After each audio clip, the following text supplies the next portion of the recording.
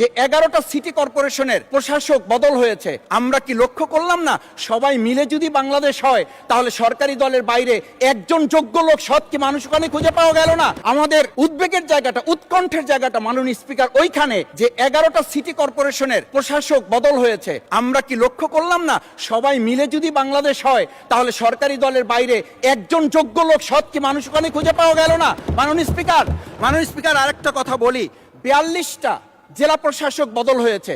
মাননীয় স্পিকার এই পাশ থেকে প্রায় কথা বলি যে এখানে বলা হয়েছে যে মানে আমরা সবাই মিলে বাংলাদেশ, সবার বাংলাদেশ যখন বলি সবাই মিলে দেখি টেবিল চাপড়িয়ে আমরা এই মহান জাতীয় সংসদকে খুবই সরগরম করে ফেলি।